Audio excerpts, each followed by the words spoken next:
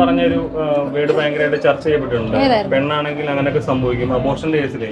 Abortion സംഭവിക്കുമെന്നല്ല ഞാൻ പറഞ്ഞത്. അത് വ്യക്തമായിട്ട് ഞാൻ പറഞ്ഞു, പെണ്ണാണെങ്കിൽ പ്രഗ്നന്റ് ആകും. പെണ്ണാണെങ്കിൽ പിന്നെ പെണ്ണുങ്ങളല്ലേ പ്രഗ്നന്റ് ആവുന്നത്. അതിനെന്താ അതത്ര എന്താ തെറ്റാണോ ഞാൻ പറഞ്ഞത്? ഒരമ്മയാകാന്ന് പറഞ്ഞ അത്ര തെറ്റാണോ? പെണ്ണാണെങ്കിൽ അബോർഷൻ ആക്കുമെന്ന് ഞാൻ എങ്ങും പറഞ്ഞിട്ടില്ല. പെണ്ണാണെങ്കിൽ പ്രഗ്നന്റ് ആകുമെന്നാണ് പറഞ്ഞത്. പിന്നെ അതിനകത്തൂടെ വളച്ചൊടിച്ച് പെണ്ണാണെങ്കിൽ അബോർഷൻ ആക്കുമെന്ന് എങ്ങും ഞാൻ പറഞ്ഞിട്ടില്ല. പെണ്ണാണെങ്കിൽ അങ്ങനെയൊക്കെ സംഭവിക്കും, അങ്ങനെയൊക്കെ സംഭവിക്കുന്നുണ്ട് പ്രഗ്നന്റ് ആകുമെന്നാണ് ഞാൻ പറഞ്ഞത്. പെണ്ണുങ്ങളാണെങ്കിൽ പ്രഗ്നന്റ് ആകും, അത് ഇത്ര വലിയ സംഭവമല്ല. നമ്മളെല്ലാം ജനിച്ചത് നമ്മുടെ അമ്മയുടെ വയറ്റിൽ നിന്നല്ലേ, അത് പ്രഗ്നന്റ് ആയിട്ടല്ലേ അല്ലേ? ഞാനും പ്രഗ്നന്റ് ആയതല്ലേ, എന്റെ ഋതുവിനെ ഞാൻ പ്രസവിച്ചു അല്ലേ? അതിന്റെ വലിയ അത് പെണ്ണുങ്ങളാണെങ്കിൽ പ്രഗ്നന്റ് ആവും, ആണാണെങ്കിൽ പ്രഗ്നന്റ് ആവുമെന്ന് ഞാൻ എങ്ങും പറഞ്ഞിട്ടില്ലല്ലോ.